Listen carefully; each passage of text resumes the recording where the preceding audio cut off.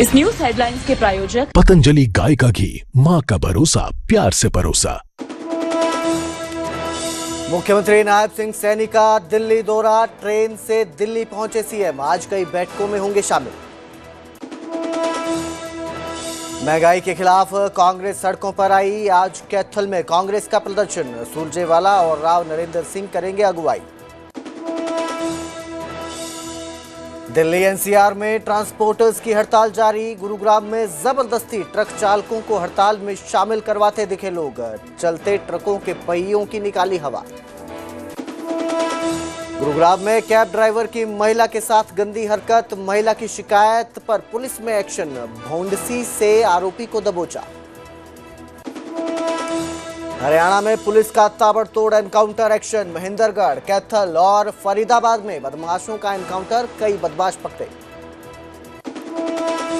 हिमाचल में अचानक बदला मौसम का मिजाज, कई जगहों में बारिश के साथ हुई बर्फबारी, लोगों को गर्मी से राहत। न्यूज हेडलाइंस के प्रायोजक पतंजलि गाय का घी, माँ का भरोसा, प्यार से परोसा।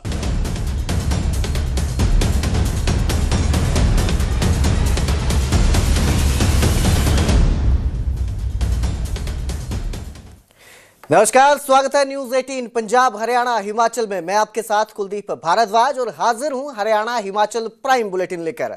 बुलेटिन की शुरुआत करेंगे हरियाणा के मुख्यमंत्री नायब सिंह सैनी के साथ, जो आज दिल्ली दौरे पर हैं और आज कई बैठकों में शामिल होंगे। मुख्यमंत्री नायब सिंह सैनी केंद्रीय मंत्रियों के साथ भी मुलाकात कर सकते हैं। वहीं प्रदेश में निवेश को लेकर उद्योगपतियों से भी बातचीत की जाएगी। कल ट्रेन से दिल्ली मुख्यमंत्री नायब सिंह सैनी पहुंचे थे और ट्रेन से दिल्ली पहुंचकर बचत का भी संदेश दिया था, क्योंकि जिस तरह प्रधानमंत्री नरेंद्र मोदी ने अपील की है सभी से कि बचत की जाए, डीजल पेट्रोल की बचत करनी चाहिए, उसी का संदेश देते मुख्यमंत्री नायब सिंह सैनी नजर आए हैं और ट्रेन के जरिए दिल्ली पहुंचे थे। उम्मीद जताई जा रही है कई केंद्रीय मंत्रियों से आज मुलाकात कर सकते हैं। इसके साथ ही तेल की बचत को लेकर भी मुख्यमंत्री नायब सिंह सैनी ने पहले काफिले की गाड़ियों को भी कम किया था। मेरे सहयोगी रवि मिश्रा हमारे साथ ज्यादा जानकारी के साथ जुड़े हैं। जी रवि, दिल्ली दौरे पर हैं हरियाणा के मुख्यमंत्री नायब सिंह सैनी और कई मंत्रियों से आज मुलाकात हो सकती है। क्या जो विषय रहेंगे, मुद्दे रहेंगे जिनको लेकर आज चर्चा हो सकती है? देखिए, खास तौर पे कल देर शाम मुख्यमंत्री राजधानी दिल्ली पहुंचे और उसके बाद से आज बात करें तो राजधानी दिल्ली में कई मुख्य रूप से मुलाकातें करते हुए हरियाणा के मुख्यमंत्री नजर आएंगे। आपको बता दें कई उद्योगपतियों से मुख्यमंत्री को मुलाकात करनी है, जिसमें जापान के कुछ इंडस्ट्री से जुड़े हुए लोग हैं, उनसे मुलाकात करनी है। इसके अलावा बात करें तो राजधानी दिल्ली में मौजूद केंद्रीय मंत्रियों से भी समय मुख्यमंत्री ले सकते हैं। आपको बता दें जो उद्योगपतियों से मुलाकात करनी है उसमें मुख्य विषय आने वाले दिनों में जो ईवी व्हीकल है उनको बढ़ावा देना है। जिस तरीके से आने वाले दिनों में ईवी जो गाड़ियां हैं, वाहन है, उनकी डिमांड बढ़ने वाली है और जिसके मद्देनजर तमाम ही मुलाकातें करते हुए मुख्यमंत्री आज नजर आएंगे, ताकि आने वाले दिनों में हरियाणा में निवेश हो सके और इसका असर धरातल पे नजर आए। जी, निवेश को लेकर यानी कि आज चर्चा हो सकती है, साथ ही ईवी रजिस्ट्रेशन को लेकर। बहुत बहुत शुक्रिया हमारे साथ जुड़ने के लिए रवि। तो मुख्यमंत्री नायब सिंह सैनी ईवी रजिस्ट्रेशन और ईवी गाड़ियों को लेकर आज चर्चा कर सकते हैं, क्योंकि संदेश दिया जा रहा है तेल की बचत का।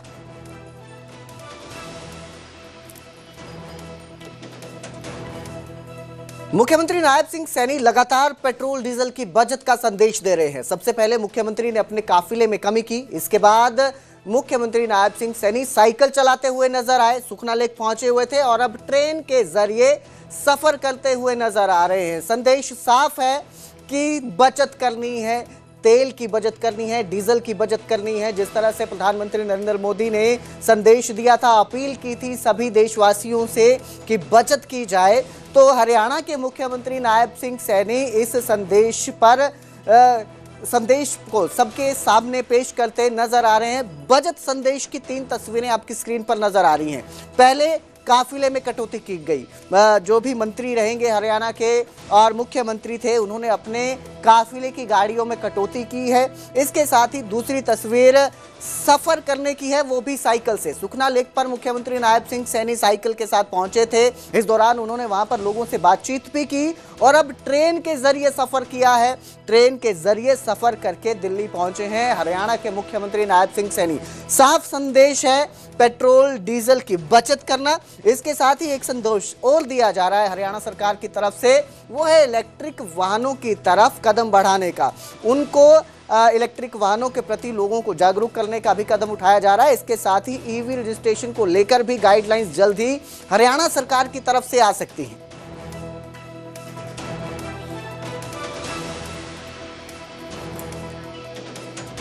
तो एक और मुख्यमंत्री नायब सिंह सैनी प्रधानमंत्री नरेंद्र मोदी की अपील पर साइकिल और ट्रेन में सफर करके बचत का संदेश दे रहे हैं, तो दूसरी ओर हरियाणा में विपक्ष की ओर से लगातार प्रदर्शन किया जा रहा है।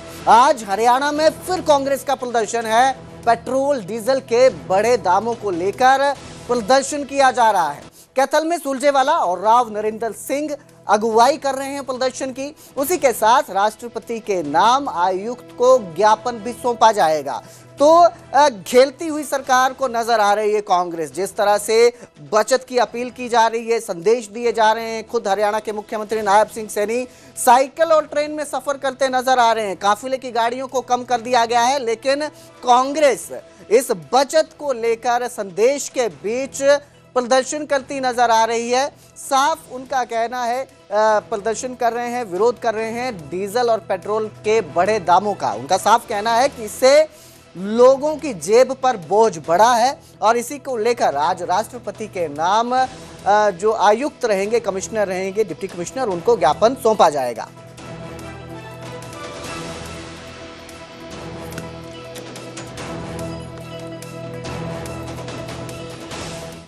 बुलेटिन में अब जिक्र करेंगे दिल्ली एनसीआर का, जहां ट्रांसपोर्टर्स की हड़ताल का आज दूसरा दिन है। गुरुग्राम फरीदाबाद में हड़ताल का असर दिख रहा है, बड़ा असर दिख रहा है। गुरुग्राम में ट्रांसपोर्टर्स ने ट्रकों के पहिए पंचर कर दिए। ट्रक चालकों को जबरदस्ती हड़ताल में शामिल होने के लिए कहा जा रहा है। ये भी इल्जाम सामने आए हैं कि जो लोग ट्रांसपोर्टर्स की हड़ताल में शामिल नहीं थे और अपने काम में लगे हुए थे, तो जबरदस्ती अब उन्हें इस हड़ताल में शामिल किया जा रहा है। पहियों की हवा निकाल दी जा रही है, टायर पंक्चर किए जा रहे हैं। तस्वीरें आपकी स्क्रीन पर हैं। दरअसल मांग जो उठ रही है वो ग्रीन टैक्स में बढ़ोतरी हुई है, उसको कम करने की उठ रही है। उसके विरोध में ये हड़ताल की गई है। 3 दिवसीय हड़ताल है, बीते कल से शुरू हुई है। 23 तारीख तक ये हड़ताल है और अगर इसी तरह से हड़ताल जारी रहती है तो ट्रांसपोर्टर्स की वजह से आम लोगों को भी परेशानियों का सामना करना पड़ सकता है, क्योंकि बहुत सारी ज़रूरत की ऐसी चीज़ें होती हैं जो ट्रांसपोर्ट पर निर्भर करती है। अगर हम रोज़मर्रा के जीवन की बात करें तो ब्रेड, दूध, अंडे जो रहते हैं, इसके अलावा भी सब्जियां जो रहती हैं वो ट्रांसपोर्ट के जरिए ही पहुंचती हैं आप तक। और अगर ये हड़ताल इसी तरह से जारी रहती है, प्रदर्शन जारी रहता है ट्रांसपोर्टर्स का, तो लोगों को परेशानी इससे देखने को मिल सकती है। गुरुग्राम में तो ज़बरदस्ती शामिल किया जा रहा है ट्रांसपोर्टर्स को। जो व्हीकल चालक हैं, जो ट्रक चालक हैं, उनके टायरों की, गाड़ियों के टायरों की हवा निकाल दी जा रही है, पंक्चर किए जा रहे हैं और सबको इस प्रदर्शन में शामिल किया जा रहा है। तेरे को पता नहीं हड़ताल है? 25 दिन से आदमी भोग रहे हैं, तेरे को पता नहीं हड़ताल है? 25 दिन से बोल रहे हैं। पता नहीं था सर। उठक बैठक मार 5 बार। सर अगर पता रहे 5 बार उठक बैठक मार। 5 बार मार। ਗੱਡੀਆਂ ਲੋਡ ਹੋਣ ਜਾ ਰਹੀਆਂ ਸੀ। ਗੱਡੀਆਂ ਸਾਰੀਆਂ ਦੀਆਂ ਸਾਰੀਆਂ ਦੁਬਾਰਾ ਅੰਦਰ ਭੇਜੀਆਂ ਨੇ। ਇੱਥੇ ਨਾਕਾ ਲਾ ਕੇ ਖੜੇ ਆ। और इस सब के बीच गुरुग्राम से ही एक शर्मनाक हरकत भी सामने आई है, जहां कैब ड्राइवर ने महिला के साथ गंदी हरकत की। कैब ड्राइवर ने बीच रास्ते में ही हरकत की है, जिसके बाद महिला ने विरोध किया तो फरार हो गया आरोपी। महिला की शिकायत के बाद आरोपी की गिरफ्तारी की गई है। गुरुग्राम के भौंडसी से पुलिस ने आरोपी को दबोच लिया है। तो काफी गंभीर यह विषय है क्योंकि कैब इस्तेमाल की जाती है। बहुत सारे लोग अपने दिनचर्या में एक जगह से दूसरे जगह जाने के लिए कैब का इस्तेमाल करते हैं। इवन अगर हम अपने घर की बात करें तो हमारे घर में भी लोग आजकल कैब का इस्तेमाल कर रहे हैं। आपकी बहन है, आपकी माँ है जो कैब में जाती है, और इस सब के बीच जो कैब ड्राइवर है इस तरह की हरकत करता है तो गंभीर यह मामला है। क्योंकि आज इस महिला के साथ हुआ है, कल को इसी तरह से अगर सख्त एक्शन नहीं लिया गया तो ये किसी और के साथ भी हो सकता है। ऐसे में गंदी हरकत करने वाला जो ये ड्राइवर है, जो बीच सड़क में, बीच रास्ते में ही इस तरह की वारदात को, घटना को अंजाम देता है, मौके से फरार हो जाता है। फिलहाल आरोपी को गिरफ्तार कर लिया है और पुलिस ने गुरुग्राम के भौंडसी इलाके से आरोपी को दबोचा है।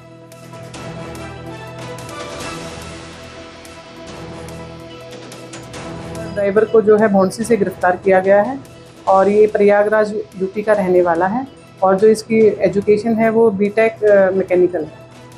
मैम अभी क्या कुछ कार्रवाई इसके खिलाफ की जा रही है? सर हमने एफआईआर दर्ज करके जो अनुसंधान है वो अमल में लाया जा रहा है, गिरफ्तार कर लिया गया है और इसको कल अदालत में पेश किया जाएगा। मैम कोई आपराधिक मामला इसके खिलाफ पहले से और भी कुछ सामने है? इस संबंध में सर अभी अनुसंधान जारी है, जो भी होगा आपके सामने आ जाएगा। सूचना मिलने के बाद कितनी देर बाद इसको पुलिस की तरफ से अरेस्ट किया गया है? और सर विद इन 1.5 घंटे के अंदर हमने इसको गिरफ्तार कर लिया। और अब जिक्र करेंगे पुलिस के एक्शन का। हरियाणा में ताबड़तोड़ एनकाउंटर एक्शन देखने को मिला है पुलिस का। महेंद्रगढ़, कैथल और फरीदाबाद में बदमाशों का एनकाउंटर किया गया। महेंद्रगढ़ में गुलेल गैंग के 2 बदमाशों के पैर में गोली लगी। पुलिस ने गुलेल गैंग के 5 बदमाशों को काबू कर लिया है। वहीं अगर जिक्र कैथल का करें तो संदिग्ध हालत में मौत हो गई। स्पोर्ट्स यूनिवर्सिटी में स्विमिंग पूल में डूबने से मौत हुई है। खेल मंत्री गौरव गौतम का ममेरा भाई था जिसकी ये मौत हुई है। निशांत नाम बताया जा रहा है। स्पोर्ट्स यूनिवर्सिटी से पीजी डिप्लोमा कर रहा था, जिसके बाद संदिग्ध हालत में उसकी मौत हुई है। बताया जा रहा है कि स्पोर्ट्स यूनिवर्सिटी के स्विमिंग पूल में डूबने से मौत हुई है। खेल मंत्री हैं गौरव गौतम, उनके मामा का बेटा था, ममेरा भाई था निशांत, जो संदिग्ध हालत में स्विमिंग पूल में मृत मिलता है। बड़ी खबर है अपने आप में क्योंकि जो खेल मंत्री हैं, स्पोर्ट्स मिनिस्टर हैं, उन्हीं के भाई की स्विमिंग पूल में संदिग्ध हालत में मौत हो गई है। क्या वजह है ये जांच के बाद ही सामने आएगा, लेकिन गंभीर यह मामला है। स्पोर्ट्स यूनिवर्सिटी का मामला है जहां पर स्विमिंग पूल में मौत होती है और अब जो है इस पूरे मामले की जांच की जा रही है। डिप्लोमा कर रहा था, पोस्ट ग्रेजुएशन डिप्लोमा कर रहा था निशांत जो है स्पोर्ट्स यूनिवर्सिटी में, और वहीं पर स्विमिंग पूल था जिसमें उसकी संदिग्ध हालत में मौत हो गई। जो बच्चे हमारे क्रिकेट के, एथलेटिक्स के जो अपना गेम खेल के गर्मी बहुत ज़्यादा स्विमिंग में गए थे और स्विमिंग कोच वहीं पर मौजूद था। ये लोगों ने स्विमिंग करी, इसको स्विमिंग भी आती थी जिसके साथ हादसा हुआ है, निशांत इसका नाम था। और स्विमिंग से बाकी बच्चे तो आ गए, ये कैसे हुआ मतलब किसी कारणवश ये मतलब बाहर नहीं आया।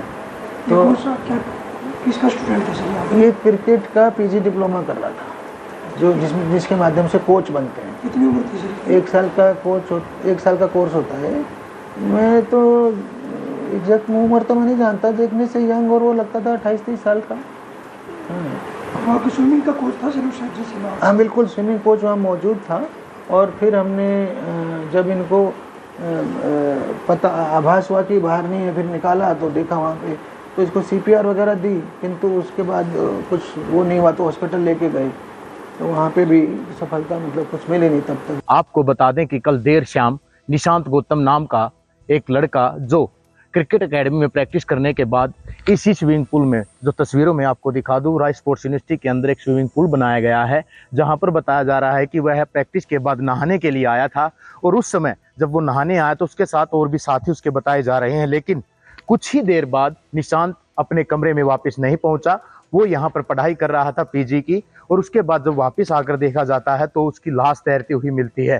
हालांकि उसके बाद उसको यहाँ से निकाला जाता है और सोनीपत के सिविल अस्पताल में ले जाया जाता है, जहां पर डॉक्टर द्वारा से मृत घोषित कर दिया जाता है। फिलहाल जो स्विमिंग पूल है उसे बंद कर दिया गया है।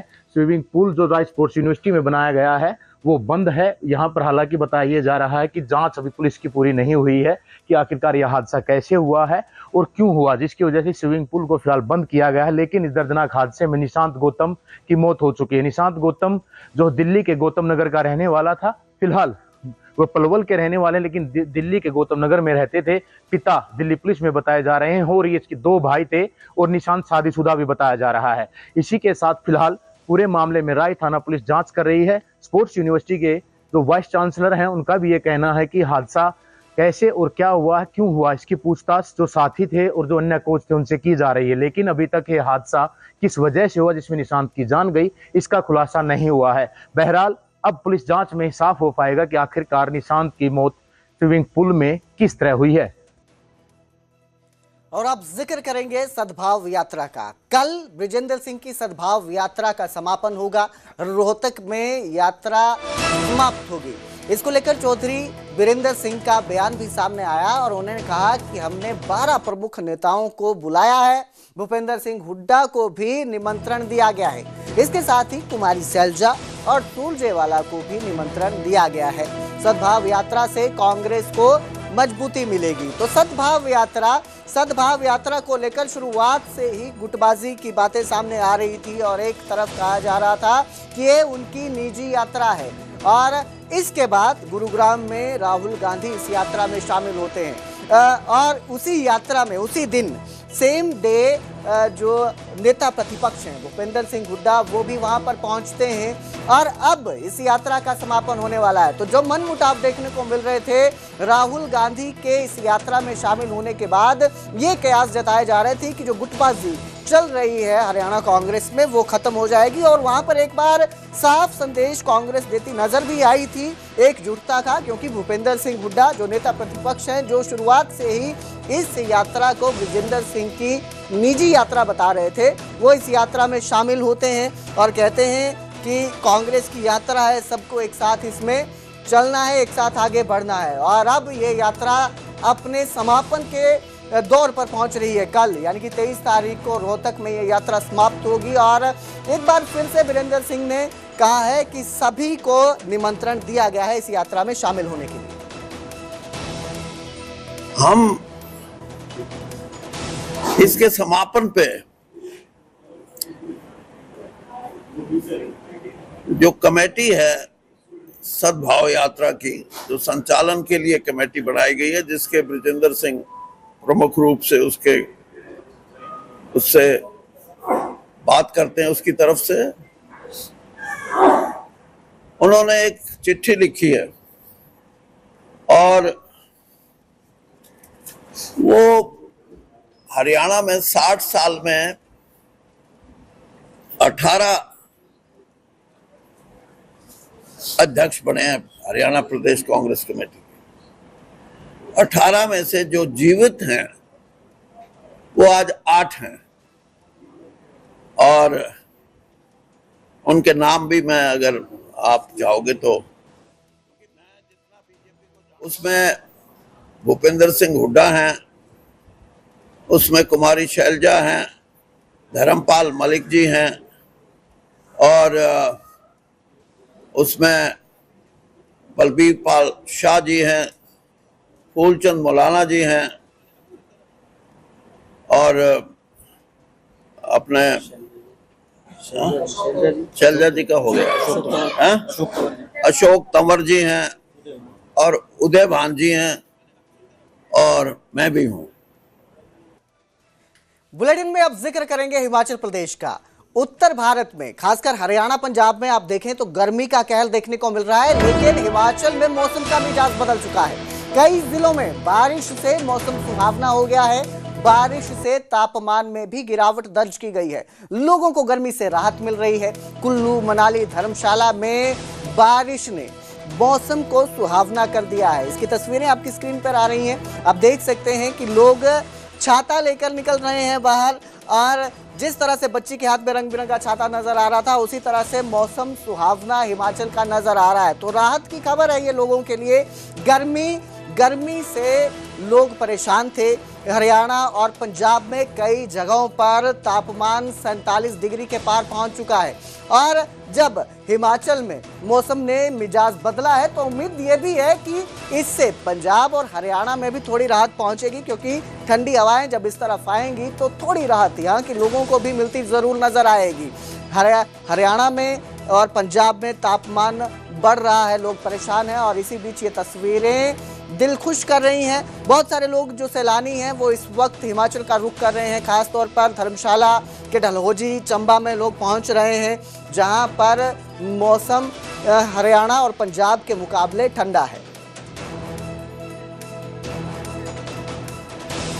कुल्लू में जहां झमाझम बारिश हुई तो वहीं मनाली में रोहतांग दर्रा सहित आसपास के क्षेत्रों में हल्की बर्फबारी होने से मौसम में बड़ा परिवर्तन देखने को मिला है। अब आप तस्वीरें देख सकते हैं, आपकी स्क्रीन पर है, क्योंकि गर्मी के मौसम में जहां लोग गर्मी से परेशान हैं, वहां पर मनाली में रोहतांग दर्रा के आसपास की ये तस्वीरें हैं जहां पे मई के महीने में बर्फबारी होती है। आप देख सकते हैं जो सड़कें हैं वो बर्फ से ढक चुकी है, पहाड़ बर्फ की चादर ओढ़े नजर आ रहे हैं और सफेद चांदी भी से कहा जाता है हिमाचल में।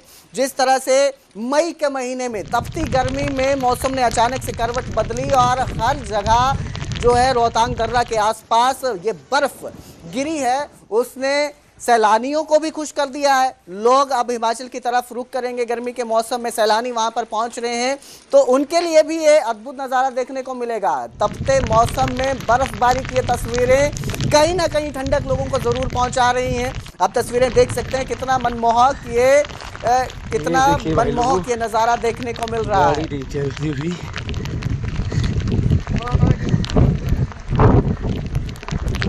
तो बर्फबारी की ये तस्वीरें हैं और गर्मी के महीने में, मई के महीने में जिसे कहते हैं कि भयंकर भीषण गर्मी देखने को मिलती है, वहीं हिमाचल से ये तस्वीरें सामने आती हैं।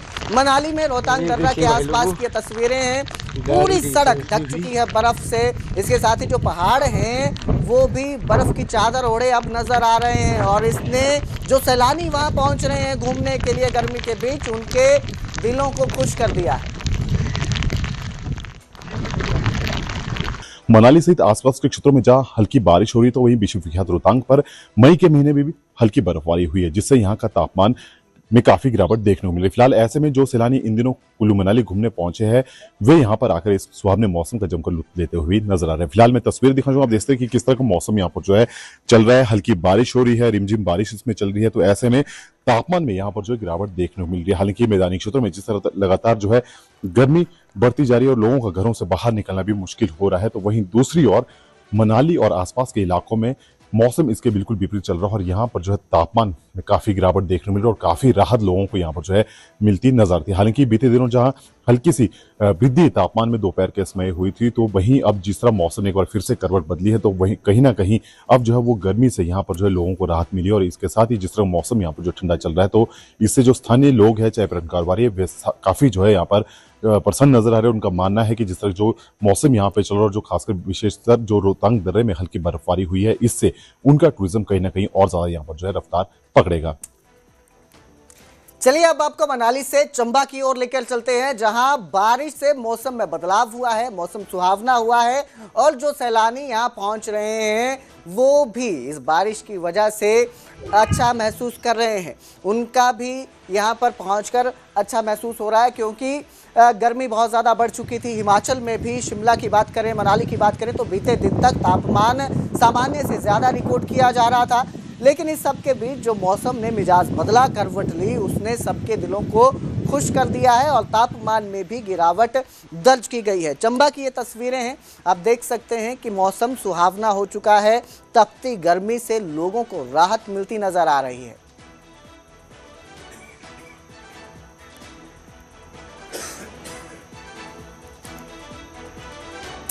हरियाणा हिमाचल प्राइम में फिलहाल इतना ही। बाकी की खबरों के लिए देखते रहिए न्यूज़ 18 पंजाब हरियाणा हिमाचल।